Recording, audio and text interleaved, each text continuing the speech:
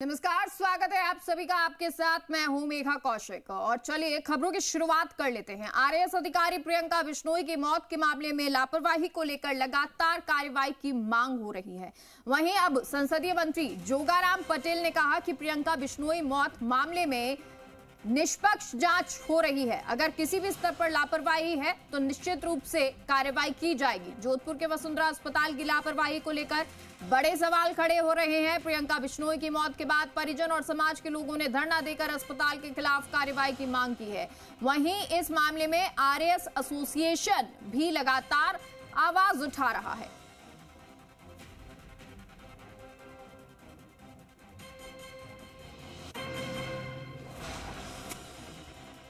मेरा ये मानना है कि अगर अस्पताल ने ऐसा कोई इलाज में लापरवाही बरती है तो बहुत ही संगीन मामला है।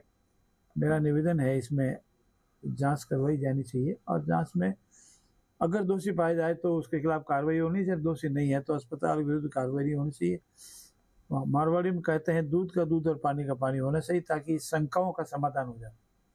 मैं पुनः दिवंगत आत्मा के चरणों में वंदन करता हूँ और प्रभु से प्रार्थना करता हूँ कि दिवंगत आत्मा को अपने श्री चरणों में स्थान दे और परिजनों को इस असीम दुख को सहन करने की क्षमता प्रदान करे। राकेश सहयोगी जुड़ गए हमारे साथ फोन लाइन पर। राकेश, क्या कुछ जानकारी अभी तक कहां तक कार्रवाई पहुंची है?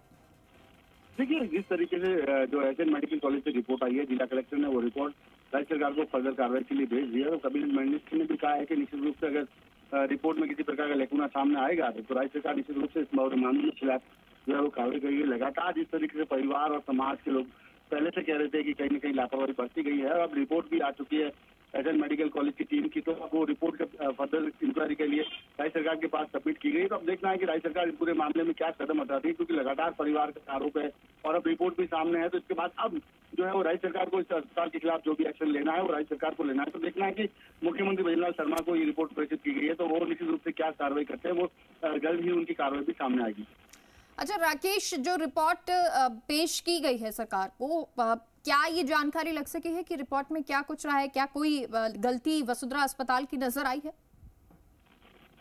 प्राइमरी कलेक्टर की ओर से कहा गया कि महिला का मामला है और नेता का मामला, इसीलिए उसका रिपोर्ट का खुलासा मीडिया के सामने तो नहीं किया। लेकिन जिस तरीके से उन्होंने कहा कि फर्दर इंक्वायरी के लिए, फर्दर कार्रवाई के लिए जो है रिपोर्ट सरकार को सबमिट की गई, तो निश्चित रूप से फर्दर कार्रवाई के लिए रिपोर्ट सबमिट है। इसका मतलब कहीं न कहीं किसी न किसी स्तर पर लापरवाही जरूर थी, इसीलिए फर्दर कार्रवाई के लिए स्टेट गवर्नमेंट को रिपोर्ट भेजी गई। अदरवाइज डॉक्टर की जो रिपोर्ट है वो ये रिपोर्ट आने के बाद जिला कलेक्टर अपने स्तर पर भी जो है वो निर्णय कर सकते हैं। लेकिन उन्हें लगा कि कहीं न कहीं जो रिपोर्ट में लेकुना है, तो ऐसे में वो रिपोर्ट राज्य सरकार को भेजी गई। तो निश्चित रूप से ये राज्य सरकार को रिपोर्ट भेजना ये इंगित करता है कि किसी ने स्तर पर लापरवाही तो जरूर रही है।